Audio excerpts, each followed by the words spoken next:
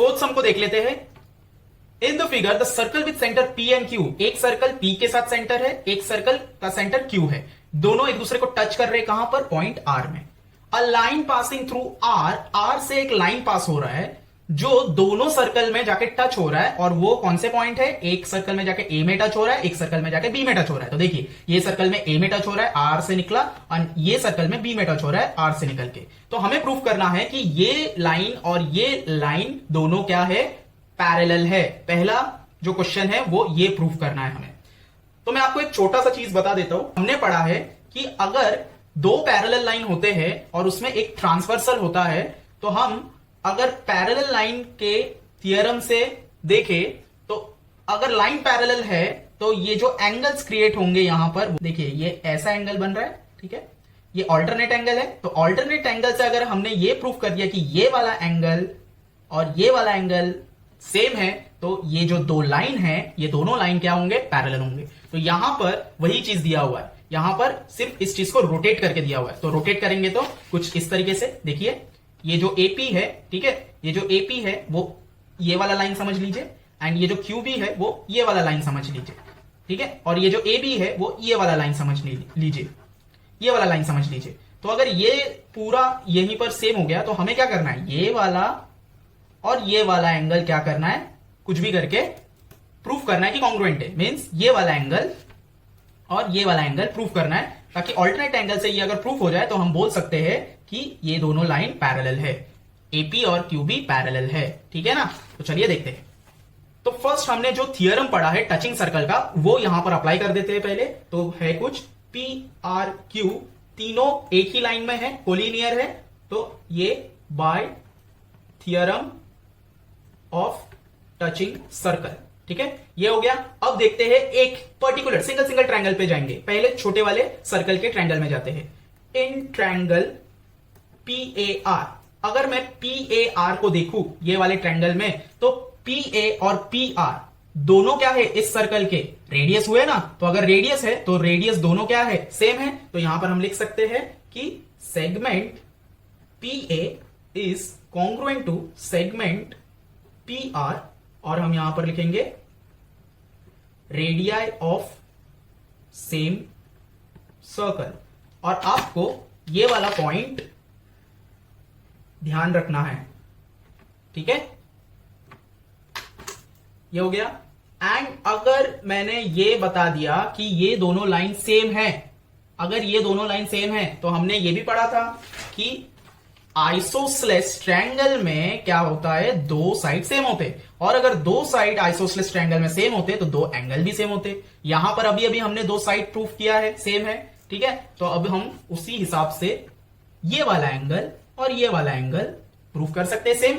तो यहां पर लिखेंगे angle PAR is congruent to angle PRA, ठीक है, बाय आइसोसेलेस ट्रायंगल थियरम। ये वाला आपको ध्यान रखना है। अब आते हैं ये वाले ट्रायंगल में, बड़े वाले के लिए। इसमें प्रूफ करके हो गया। सिमिलरली इसमें भी वैसा ही है, तो इसमें भी वही प्रूफ करेंगे। तो इन ट्रायंगल QBR, अगर हम ये ट्रायंगल को देखें तो इसमें segment QR is congruent to QB, क्या है? Radii of same circle, okay. Similarly अगर दो साइड सेम है तो एंगल भी सेम होंगे ना। तो ये वाला एंगल और ये वाला एंगल सेम होंगे, तो उसका भी नाम लिखेंगे। उसका नाम क्या है? Angle QRB is congruent to angle QBR by again isosceles triangle theorem. तो आपको अगेन ये वाला ध्यान देना है। तो ये हो गया हमारा पॉइंट नंबर 1 एंड ये हो गया पॉइंट नंबर 2, ठीक है। तो आपको ये दो पॉइंट को ध्यान रखना है। अब आते हैं इसमें कि दोनों पर्टिकुलर ट्रायंगल को सिंगल हमने बता दिया। अब दोनों में एक रिलेशन जोड़ देते हो। ये जो दोनों एंगल है, ये दोनों एंगल वर्टिकली ऑपोजिट एंगल हो सकते हैं। क्यों? क्योंकि ये जो लाइन है ये सेंटर टू सेंटर टच है, ठीक है, एंड ये जो लाइन है ये भी एक पॉइंट से लेके आर में टच होके यहां पर आ रहा है, तो ये भी इस सर्कल के साथ इस सर्कल में कुछ ना कुछ रिलेशन में है, तो हम ये बोल सकते हैं कि ये वाला एंगल और ये वाला एंगल कॉन्ग्रुएंट है बाय वर्टिकली ऑपोजिट एंगल। तो आपको पता होगा वर्टिकली ऑपोजिट एंगल क्या होता है, ठीक है, मुझे बताने की जरूरत वापस नहीं है, I hope so. Angle PRA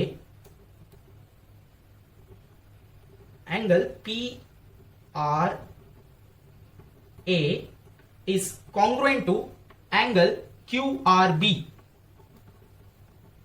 by कौन सा, by vertically opposite angles। ये हो गया हमारा थर्ड पॉइंट, ठीक है। तो आपको ये जो 3 पॉइंट है, फर्स्ट सेकंड थर्ड, इन तीनों को अभी देखना है और रिलेशन में जोड़ना है कि ये तीनों कैसे एक दूसरे से कॉन्ग्रुएंट है। तो देखिए, तो फ्रॉम 1 2 एंड 3, अब बराबर से देखिए, मैं यहां पर दोस्त वर्ड यूज करने वाला हूं और वो जो दोस्त वर्ड यूज करूंगा उसको आप कॉन्ग्रुएंट समझना है। मैं साथ ही साथ बोलता रहूंगा, लेकिन आपको अच्छी तरीके से समझाने के लिए मैं दोस्त वर्ड यूज करूंगा। तो समझिए, ये PAR का अगर दोस्त PRA है, अगर ये दोनों दोस्त है, मतलब ये दोनों अगर कॉन्ग्रुएंट है, तो इसका जो दोस्त होगा वो भी इसका दोस्त होगा ना। आपका जैसा कोई दोस्त है, उसका अगर कोई दोस्त है तो वो भी आपका दोस्त बनता है ना। तो ये दोनों अगर दोस्त है तो इसका दोस्त जो भी होगा वो इसका भी दोस्त होगा। तो देखिए, PRA, यहां पर PRA है, इसका दोस्त कौन है, QRB, ये दोनों दोस्त है। तो अगर PRA का दोस्त QRB है तो QRB PAR का भी दोस्त हुआ ना, मतलब ये अगर इससे कॉन्ग्रुएंट है तो ये भी इसके साथ कॉन्ग्रुएंट हुआ। सिमिलरली इसका जो दोस्त होगा वो भी इसका दोस्त बन सकता है, बराबर, मतलब इसके साथ जो कॉन्ग्रुएंट होगा वो भी इसके साथ कॉन्ग्रुएंट हो सकता है। तो देखिए, QRB का दोस्त कौन है, QBR, तो QBR भी इसका दोस्त हुआ, मतलब QBR भी इसके साथ कॉन्ग्रुएंट हुआ। रिलेशन आपको समझ में आया कि हमने तीनों पॉइंट को यूज किया है या इसमें। आप वीडियो को वापस से पॉज करके बैक करके वापस से आप इसको सुनिए, आपको पक्का बराबर पता चल जाएगा। तो ये तीनों पॉइंट को अगर मैं देखूं तो PAR और QBR दोनों क्या है, कॉन्ग्रुएंट है। PAR और QBR, ये वाला एंगल और ये वाला एंगल क्या है, कॉन्ग्रुएंट है। तो ये देखिए, यहां पर लिख देंगे हम कि angle PAR is congruent to angle QBR। और अगर हम अभी देखें PAR, तो देखिए PAR अगर कॉन्ग्रुएंट है, ये वाला एंगल, अगर मैं ये लाइन को और ज्यादा खींचता जाऊं लंबा करता जाऊं, तो एंगल में क्या कोई फर्क पड़ेगा, क्या वो छोटा बड़ा होगा, नहीं। ये लाइन को आप कितना भी खींचिए, एंगल तो उतना ही मेंटेन रहेगा ना। तो हम अब इसको क्या बोल सकते हैं कि PAR की जगह बोल सकते हैं PAB, ठीक है, क्योंकि हमें ऑल्टरनेट एंगल प्रूफ करना है ना, तो हमें यहां से लेके यहां तक आना पड़ेगा। तो PAR की जगह हम बोल सकते हैं कि दैट इज, ये वाले एंगल का नया नाम होगा PAB is congruent to angle, ये एंगल का नया नाम होगा QBR के जगह हम बोल सकते हैं QBA। RB एक ही लाइन में कोलिनियर पॉइंट्स होने के वजह से हम ये बोल सकते हैं कि AR के जगह हम AB लिख सकते हैं और BR की जगह BA लिख सकते हैं, क्योंकि वो तीनों पॉइंट एक ही लाइन में है। तो पॉइंट को हटाने से, पॉइंट को एक्सटेंड करने से एंगल चेंज नहीं होंगे। अब हम इसमें ये बोल सकते हैं कि अगर ये ऑल्टरनेट एंगल टेस्ट से ये एंगल अगर सेम है, तो ये जो दो सेगमेंट्स है, ये दो सेगमेंट्स क्या होंगे, पैरेलल होंगे। तो उसका भी एक रीजन है, तो यहां पर लिखेंगे therefore segment AP is parallel to segment BQ। और इसका रीजन क्या आएगा, रीजन आएगा alternate angle test for parallel lines. Okay, तो ये ऑल्टरनेट एंगल तो हुआ, लेकिन फॉर पैरेलल लाइंस हमने क्यों लिखा, क्योंकि हमको ये प्रूफ करना था कि ये दो जो सेगमेंट है ये पैरेलल है, ये पैरेलल लाइंस है। That's why alternate angle test for parallel lines. I hope आपको ये first some step by step पूरा समझ में आया होगा। चलिए सेकंड सम देख लेते हैं। इसी क्वेश्चन का सेकंड सम क्या है कि हमें ये प्रूफ करना है कि ये जो दो ट्रायंगल है अलग अलग, ये दोनों ट्रायंगल सिमिलर है। सिमिलर मतलब दोनों सेम है। तो जो हमने यहां पर पॉइंट्स कवर किए हैं प्रूफ करने के लिए, वही पॉइंट्स को हम यहां पर ले सकते हैं, ठीक है, क्योंकि ये एक ही क्वेश्चन का पार्ट है ना, इसी वजह से। तो यहां पर हम लिखेंगे कि in triangle APR and triangle RQB। तो अगर आप ये दोनों में देखिए तो यहां पर हमने पहले ही प्रूफ करके रखा है कि angle PAR is congruent to angle PRA। ये कॉन्ग्रुएंट होने की वजह से ये पॉइंट नंबर 1 हुआ। एंड हमने इस ट्रायंगल में ये प्रूफ किया था कि angle Q R B is congruent to angle Q B R, इसको सेकेंड पॉइंट ले लेते हैं और जो थर्ड पॉइंट था हमारे पास उसको भी लिख लेते हैं, P R A is congruent to Q R B. अब देखिए, अब ये तीनों पॉइंट को हम फिर से देखेंगे तो आपको कंफ्यूजन अगेन होगा। तो सबसे सिंपल तरीका मैं एक बता देता हूं, ये दोनों ट्रायंगल को आप यहां पर बना लीजिए, क्योंकि अगर हमें इसको सिमिलर प्रूफ करना है तो हमें इन दोनों ट्रायंगल के करस्पॉन्डिंग एंगल्स को देखना होगा। ठीक है, तो जैसे मैं इसको यहां पर सीधा करके ड्रॉ करूंगा, तो देखिए हम दो ट्रायंगल यहां पर ड्रॉ करेंगे, लेकिन सीधा ड्रॉ करेंगे। ठीक है, तो ये ट्रायंगल को पहले मैं बना रहा हूं, आप स्केल यूज कीजिए। देखिए P जो है वो टॉप में है, तो P एंड यहां पर Q टॉप में है। ठीक है, इसको ऐसे सीधा कर दिया, यहां पर Q आएगा, इसको ऐसे सीधा कर दिया। ठीक है, इसको ऐसे सीधा कर दिया तो Q ऊपर, और इसको ऐसे पलटी मार दीजिए, मींस P को पकड़ के ऊपर की तरफ लेके जाइए, तो P ऊपर की तरफ आ गया, but A left hand side पे ही है, तो A यहां पर आएगा and R right hand side पे। उसी तरह Q में R लेफ्ट हैंड साइड पे और B राइट हैंड साइड पे। ये बना लिया हमने। अब इस ट्रायंगल को देख के हम नीचे उसके एंगल्स, करस्पॉन्डिंग जो एंगल्स है वो देखेंगे। तो करस्पॉन्डिंग एंगल्स में कौन कौन आ रहे हैं, देखिए इस ट्रायंगल के लेफ्ट साइड पे अगर ए है तो इस ट्रायंगल के हमें लेफ्ट साइड पे ही देखना होगा। इस ट्रायंगल को हमें प्रूव करना है कि ये दोनों कॉन्ग्रुएंट है। तो ये दोनों कॉन्ग्रुएंट है, इसका रिलेशन हमें कहां से पता चलेगा, हमें इस पॉइंट से पता चलेगा। तो पहले तो पी ए आर, ए अगर बीच में तो पी ए आर ही बनता है और इसमें क्यू आर बी बनता है। तो देखिए P A R Q R B, Q R B, P A R Q R B से कैसे कॉन्ग्रुएंट है, पी ए आर अगर पी आर ए से कॉन्ग्रुएंट है और अगर पी आर ए इससे कॉन्ग्रुएंट है, वही दोस्त वाला, पी ए आर अगर इसका दोस्त है और इसका दोस्त अगर क्यू आर बी है, तो ये दोनों दोस्त हुए ना, ये दोनों कॉन्ग्रुएंट हुए ना। तो हम यहां लिख सकते हैं कि angle P A R is congruent to angle Q R B from one and third point. First और थर्ड पॉइंट को देखा ना हमने, इसीलिए। नाउ सेकेंड, हमें ये वाले एंगल को और ये वाले एंगल को प्रूफ करना है सिमिलर। ठीक है, कॉन्ग्रुएंट से प्रूफ करना है, तो इसमें देखना पड़ेगा पी आर ए। तो ये दो पॉइंट को देखिए कि पी आर ए का दोस्त कौन है, क्यू आर बी। ठीक है, बट हमें तो चाहिए क्यू बी आर, तो क्यू आर बी का दोस्त कौन है, क्यू आर बी का दोस्त क्यू बी आर है ना। तो देखिए अगर ये दोनों दोस्त थे और इसका दोस्त अगर ये है, तो ये दोनों भी क्या हुए, दोस्त हुए ना। ठीक है, ये दोनों कॉन्ग्रुएंट हुए ना। तो हम लिख सकते हैं angle P R A is congruent to angle Q B R, और ये हमें कहां से पता चला, पॉइंट नंबर 2 एंड 3 से। तो हमने दो एंगल्स प्रूफ कर दिए हैं। तो therefore triangle A P R is similar to triangle R Q B by कौन सा टेस्ट, बाय दो एंगल है ना, दो एंगल का टेस्ट है ये, तो by double A test of similarity. ठीक है, तो ये जो मैंने आपको बताया ये आपको रफली करना है कहीं पर, क्योंकि यही वाला फंडा यहां पर आप अगर समझने जाएंगे तो आप जरूर कंफ्यूज हो जाएंगे, क्योंकि आपको यहां पर क्या दिखेगा, देखिए पी ए आर, ठीक है ना, ए क्यू आर बी यहां पर आ रहा है, तो आपको कंफ्यूजन होगा। तो ये कंफ्यूजन को इजी करने के लिए मैंने ये तरीका आपको बताया कि इस तरीके से ये दोनों कॉन्ग्रुएंट साबित हो रहे हैं, यहां पर प्रूफ हो रहे हैं। ठीक है, आपको कंफ्यूज नहीं होना है, इसीलिए मैंने आपको तरीका बताया कि कैसे उसको देखना है। ओके, थर्ड सम में आते हैं, जो हमारा लास्ट सम है। तो थर्ड सम में क्या बोला है कि अगर angle P A are 35 degree है तो फाइंड कीजिए एंगल आर क्यू बी। तो यही वाला जो हमने कॉन्ग्रुएंट यहां पर प्रूफ किया है, उसी का अब हमें क्या करना होगा, उसी का हमें मेजरमेंट फाइंड करना है। तो मेजरमेंट फाइंड करने के लिए देखिए, सबसे पहले आपको पता होना चाहिए एक ट्रायंगल के तीनों एंगल को अगर हम प्लस करेंगे तो कितना होगा, 180 डिग्री। 180 डिग्री में से पी ए आर ये वाला जो ए है ये 35 डिग्री है, ऐसा क्वेश्चन में दे दिया है। ठीक है, तो अगर ये 35 डिग्री है, हमें ढूंढना है आर क्यू बी ढूंढना है ना, तो ये वाला एक्चुअली में हमें ढूंढना है। तो ये वाला ढूंढने के लिए हमें क्या करना होगा, ये दोनों ट्रायंगल को हमने कॉन्ग्रुएंट प्रूफ कर दिया है, तो इसके रिलेशन से यहां पर हमें पहले तो ये 35 डिग्री अगर है तो बी भी 35 डिग्री है।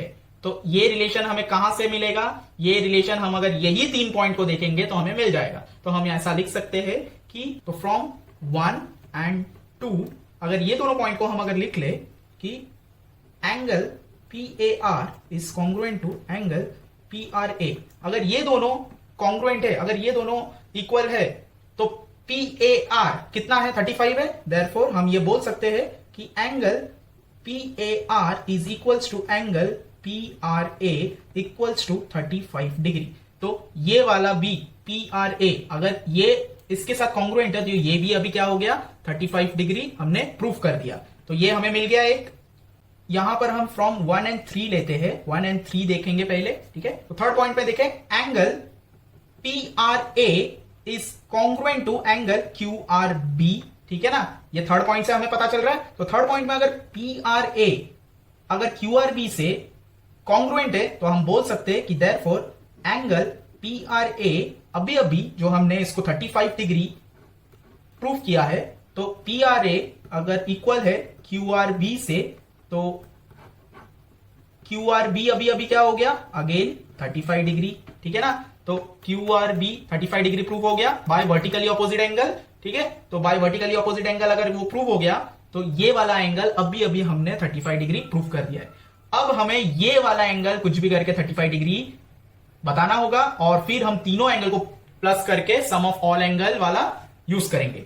तो यहां पर अब हम देखेंगे from second point. Second point में क्या है? Angle QRB is congruent to angle QBR। तो QRB अभी अभी हमने 35 निकाला है, तो QBRB कितना होगा? 35 डिग्री होगा। तो हम बोल सकते हैं कि angle QRB is equals to angle QBR is equals to 35 degree, ठीक है। तो अभी अभी हमने QBR इसको भी 35 डिग्री निकाल दिया है। तो 35 डिग्री ये पर्टिकुलर ट्रायंगल का दो एंगल मिल चुका है, तो थर्ड एंगल निकालना है। इसका कंटिन्यूएशन यहां पर है, देख लीजिए। अगर QBR भी 35 है और QRB भी अगर 35 है, तो हम ये पर्टिकुलर ट्रायंगल को लेके उसका थर्ड साइड निकाल सकते हैं। कैसे? देखिए, तो इन ट्रायंगल QRB हम तीनों एंगल को क्या करेंगे? प्लस करेंगे। तो major angle QRB plus major angle QBR plus major angle RQB is equals to 180 degree. 180 degree होता है कि नहीं एक ट्रायंगल के तीनों एंगल को अगर प्लस करेंगे तो इसका रीजन आएगा sum of all angles of a triangle is 180 degree, ठीक है। तो ये हो गया। अब हम क्या करेंगे? R मिडल में R है ना, तो R का कितना है? देखिए 35 है, तो लिखेंगे 35 डिग्री प्लस B का कितना है? यहां पर B है ना, तो 35 डिग्री प्लस ये तो हम एक्चुअली फाइंड कर रहे हैं, तो इसको एज इट इज रखिए। RQB is equals to 180 degree. ये दोनों को प्लस करेंगे तो 70 डिग्री आएगा, प्लस ये जैसा है इसको एज इट इज रखिए 180 डिग्री। नेक्स्ट स्टेप में इसको एंगल RQB को अकेला छोड़ दीजिए 180 के साथ, ये 70 डिग्री यहां आ जाएगा तो वो माइनस हो जाएगा। देयरफॉर मेजर एंगल RQB कितना आया? 110 डिग्री। तो ये था फाइनल आंसर। आपको स्टेप बाय स्टेप सारा समझ में आया। चलिए लास्ट सम देख लेते हैं एक्सरसाइज का।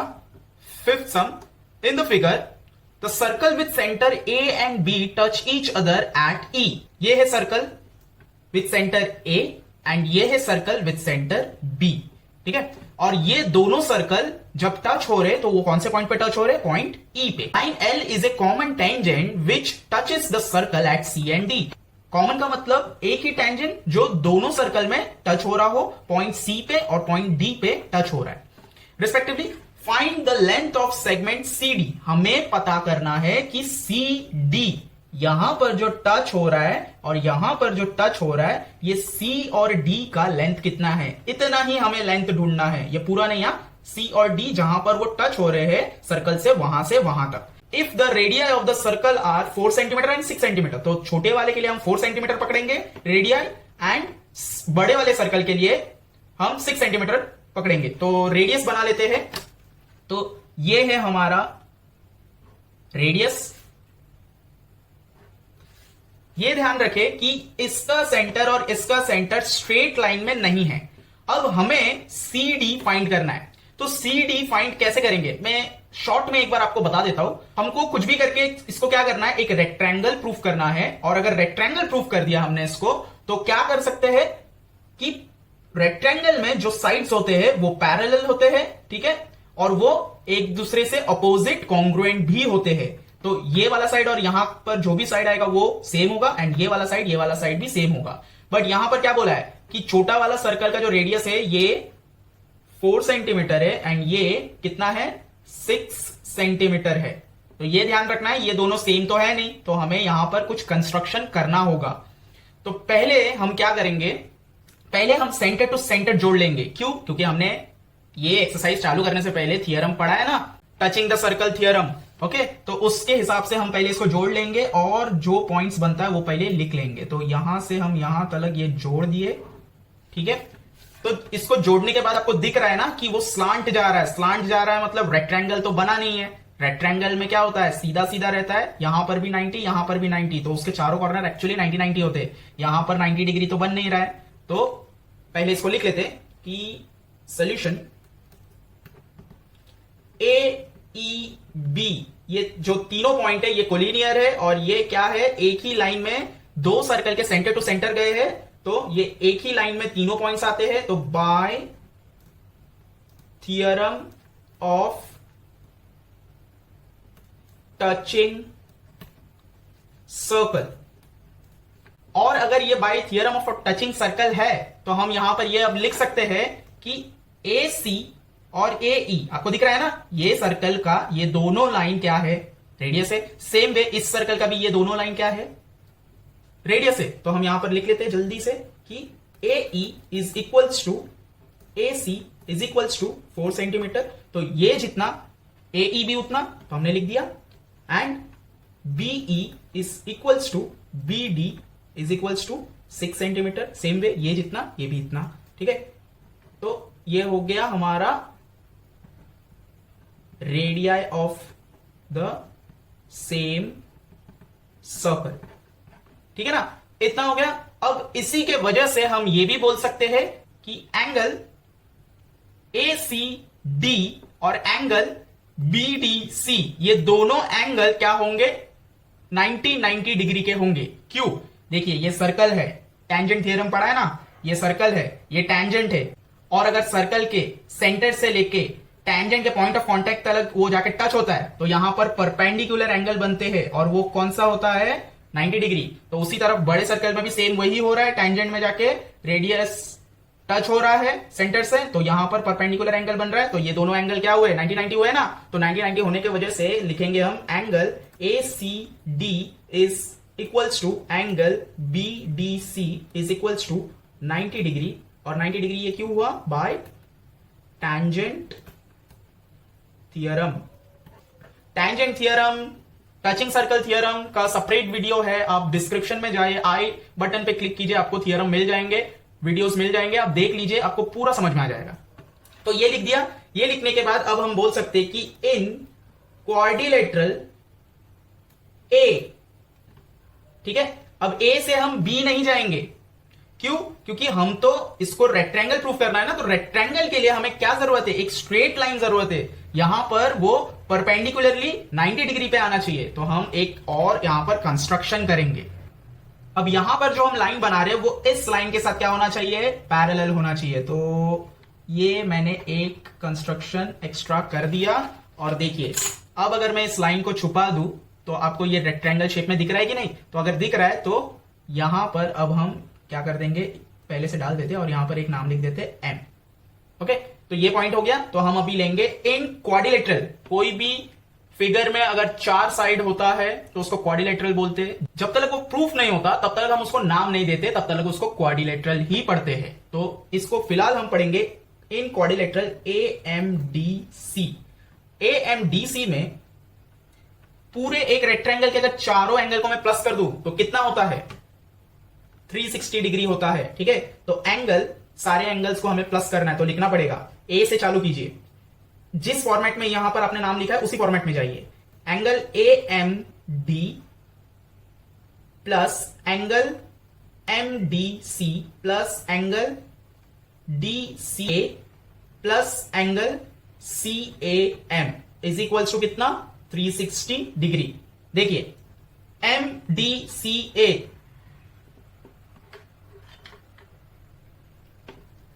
चारों एंगल एक एक बार मिडल में आना चाहिए, तभी चारों एंगल प्लस माना जाता है। ठीक है, तो चारों एंगल एक एक बार मिडल में आ चुका है 360 डिग्री। आप ऐसे घूमिए, AMD plus MDC plus DCA plus CAM, ऐसे आपको एक ही तरफ से घूम के फिर से वही पॉइंट पे आना है।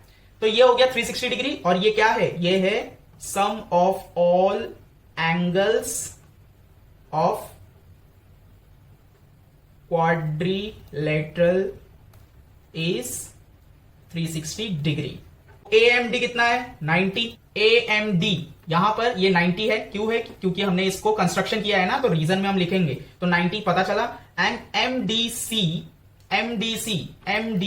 D कितना है? D 90 है, यहां पर प्रूफ हो गया था। एंड C भी कितना है? 90 है, प्रूफ हो गया था। तो हम MDC 90 प्लस 90, ठीक है, प्लस A अभी तक प्रूफ नहीं हुआ है तो हम उसको सेम रखेंगे। एंड ये 360 डिग्री। और इसका रीजन क्या है? ये M हमको 90 अचानक कैसे मिल गया? तो यहां पर हमें रीजन देना पड़ेगा। तो रीजन क्या है? रीजन है कंस्ट्रक्शन एंड BMD आपको दिख रहा है? तो देखिए, ये वाले पॉइंट से जैसे हमें पता चला कि BDC 90 डिग्री है, उसी तरह AMD, तो यही लाइन से अगर हम फिर से ऊपर की तरफ जाएंगे और एक स्ट्रेट लाइन भी खींचेंगे, जो कि ACD था, A से CD भी BDC से 90-90 मैच हो रहा था ना, तो उसी तरह AMD भी अगर हम बना ले सीधे स्ट्रेट लाइन, ठीक है, तो M कहां पर आया? B के पॉइंट में तो नहीं आया, लेकिन उसी लाइन में थोड़ा सा ऊपर आया, तो वो भी कितना होगा? 90 डिग्री आएगा। और वो ऊपर क्यों बनाया है? क्योंकि इस लाइन के साथ वो पैरेलल दिखना चाहिए। ये जो AB है ये पैरेलल नहीं है CD के साथ, ठीक है ना। तो ये जो M है ये 90 डिग्री आपको मिल गया। तो कंस्ट्रक्शन और BMD तीनों एक ही कोलिनियर पॉइंट्स है, इसी वजह से ये 90 डिग्री प्रूफ हुआ। ओके, अब इन तीनों को प्लस कर लेते तो आता है 270 डिग्री प्लस एंगल CAM हमारे पास नहीं है, इज इक्वल टू 360। तो उसी तरह CAM अभी निकल के आ जाएगा 360 में से जब हम 270 माइनस करेंगे, तो देयरफॉर CAM हमारा कितना आ गया? 90 डिग्री। तो अब हम बोल सकते हैं कि एंगल A भी 90 डिग्री है। और अगर चारों एंगल 90 डिग्री है तो हम ये भी बोल सकते हैं कि देयरफॉर क्वाड्रिलेटरल, ये जो क्वाड्रिलेटरल था AMDC इज ए रेक्टेंगल। तो हम ये बोल सकते हैं अभी रेक्टेंगल, ठीक है, बाय डेफिनेशन।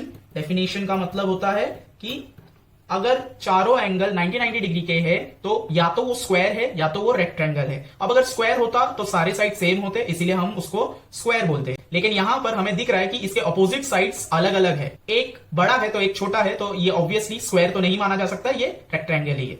तो यहां पर अब हमें यह भी पता चलता है कि देयरफॉर DM, ये जो DM है इसका मेजरमेंट कितना होगा? DM जो है वो AC के बराबर होगा। क्यों? क्योंकि रेक्टेंगल अगर प्रूफ हो चुका है तो इसके अपोजिट साइड्स क्या होते हैं? सेम होते हैं ना। तो DM जो है वो AC के बराबर होगा। तो हम यहां पर लिख सकते हैं कि DM is equals to AC is equals to 4 centimetre, क्योंकि AC का कितना दिया है? 4 सेंटीमीटर। तो 4 सेंटीमीटर, तो यहां पर हम लिखेंगे opposite angles of rectangle are equal.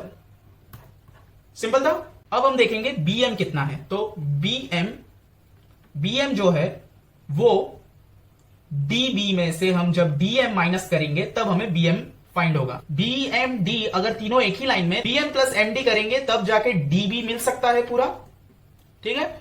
अब हमें पहले से ही इस सर्कल का रेडियस दिया हुआ है, वो क्या है? DB है, ठीक है। तो DB हमारा कितना है? 6। हमने ये पता लगाया DM कितना है? DM 4 है। ये देखिए DM जो है वो AC से इक्वल था, तो वो 4 सेंटीमीटर था, तो जिसको हम MD भी बोल सकते हैं, DM भी बोल सकते हैं, सेम। तो वो हमारा कितना है? 4। और हमें चाहिए BM। अब ये BM हम क्यों निकाल रहे हैं वो आपको पता चल जाएगा। 6, 4 को यहां लेंगे तो वो माइनस होगा।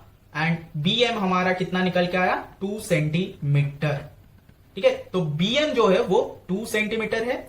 और अगर BM 2 सेंटीमीटर है, अब हमें यह देखना पड़ेगा कि AB कितना है, ठीक है। तो AB का मेजरमेंट निकालने के लिए हमें क्या करना पड़ेगा? AB का मेजरमेंट निकालने के लिए हमें यह देखना पड़ेगा कि AE कितना है और EB कितना है। तो AB का मेजरमेंट निकालने के लिए AE प्लस EB करना होगा, जिसको हम BE बोल सकते हैं, रेडियस सेंटर से सर्कल के आर्क तक, सेंटर से सर्कल के आर्क तक। तो AE क्या है, इस सर्कल का रेडियस है, तो AE कितना होगा 4 सेंटीमीटर, प्लस BE इस सर्कल का रेडियस है, तो वो कितना होगा 6 सेंटीमीटर। तो AB कितना आया 10 सेंटीमीटर। तो आप अभी देखिए, ये स्ट्रेट लाइन था, इसमें ये कंस्ट्रक्शन किया गया था AM, जिसकी वजह से यहां पर परपेंडिकुलर बना। और अगर परपेंडिकुलर इस तरफ बना है तो यहां इस तरफ भी तो परपेंडिकुलर बनेगा, इस तरफ भी तो राइट एंगल माना जाएगा। और अगर ये राइट एंगल है जिसका एक साइड और ये राइट एंगल के ऑपोजिट में AB को हाइपोटेनस माना जाएगा ना। अब देखिए AMB एक अलग से छोटा सा ट्रायंगल निकल के आ रहा है ना, AMB। अब हम इसमें 90 डिग्री होने की वजह से पाइथागोरस थ्योरम यूज करके हम इसका थर्ड साइड निकाल सकते हैं, क्योंकि हमें वन साइड 2 सेंटीमीटर हमने निकाला हुआ है, एंड सेकेंड साइड AB, ये भी हमने अभी अभी निकाला है 10 सेंटीमीटर। तो हमारे पास 2 साइड है, तो हम थर्ड साइड निकाल सकते हैं ना। तो उसी तरह अब हम यहां पर लिखेंगे कि इन ट्रायंगल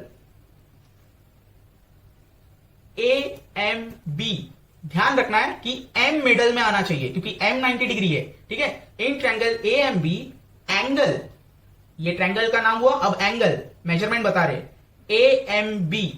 तो हम इसमें किसका मेजरमेंट बताएंगे, M का कितना है 90 डिग्री। तो therefore by Pythagoras theorem AB is equals to AM plus BM। AB hypotenuse है ना, इसीलिए वो इक्वल टू के एक तरफ, और बाकी के 2 साइड BM और AM दूसरे साइड, और सब में क्या आएगा स्क्वायर। ये पाइथागोरस थ्योरम है। ओके, तो AB हमारे पास कितना है यहां पर 10, AM हम ढूंढ रहे हैं, उसको एज इट इज रखो, BM 2 सेंटीमीटर हमने यहां पर ढूंढा है, ठीक है। अब इसको करते हैं, तो ये आ गया 100, AM जैसा है वैसे ही रखो, प्लस 4। अब क्या करना है, AM को अकेला छोड़ना है, तो हम क्या करेंगे 4 को यहां लेंगे, तो 100 minus 4 is equals to AM square. इसको जरा मैं सीधा कर लेता हूं, AM square is equals to 100 minus 4, ये सीधा हो गया। अब AM square is equals to 96। अब क्या करेंगे, AM को जैसा है वैसे रखेंगे, ये स्क्वायर को यहां लेंगे, तो वो क्या बन जाएगा √96। 96 is not a perfect square. अब हमें इसको बाइफिकेशन करना है, ऐसे बाइफिकेशन करना है कि इसमें 2 ऐसे नंबर आए जिसमें से एक परफेक्ट स्क्वायर हो और एक नहीं होगा तो भी चलेगा। तो AM कंटिन्यूएशन ऊपर है, तो AM is equals to root के अंदर 96 का बाइफिकेशन के पॉसिबिलिटीज निकालते कितने होते, 12 8 जा 96 आता है, ठीक है। एक 12 8 जा 96 आता है, एक 16 6 जा आता है, ओके। एक 32 3 जा आता है। बट यहां पर क्या होगा, 8 का निकलेगा नहीं, 12 का निकलेगा नहीं, मींस इनको और बाइफिकेट करना पड़ेगा, इसको भी करना पड़ेगा, 32 को करना पड़ेगा। यहां पर 16 परफेक्ट स्क्वायर है, तो ये वाला हम यहां पर ले सकते हैं। तो 16 इंटू 6, जिसमें 16 का स्क्वायर रूट क्या निकलता है 4, एंड ये जो अंदर 6 है वो अंदर रह जाएगा क्योंकि उसका नहीं निकलेगा। तो AM हमारा कितना आया 4√6 सेंटीमीटर। तो AM जो है AM ये वाला जो है ये निकला 4√6 सेंटीमीटर।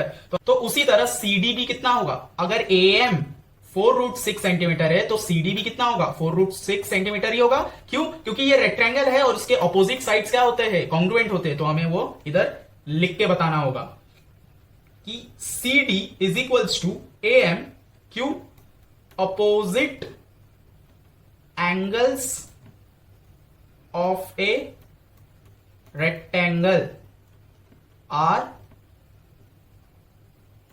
इक्वल, यह हमें पता है, ठीक है ना। तो CD और AM अगर इक्वल है तो देयरफॉर हम बोल सकते हैं कि CD जो है वो होगा 4√6 सेंटीमीटर। Final answer. आई होप आपको ये सम अच्छी तरीके से स्टेप बाय स्टेप पूरा समझ में आया होगा, ठीक है। अगर इसमें कोई चीज आपको नहीं समझ में आया है तो आप कमेंट करके मुझे बता सकते हैं, और अगर आपको समझ में आया है आप फिर भी कमेंट कर सकते हैं। एंड चैनल को सब्सक्राइब कर लीजिए। वीडियो अगर पसंद आया तो उसको लाइक जरूर कीजिए और अपने दोस्तों के साथ शेयर भी जरूर कीजिए। So keep learning, keep sharing. Thank you.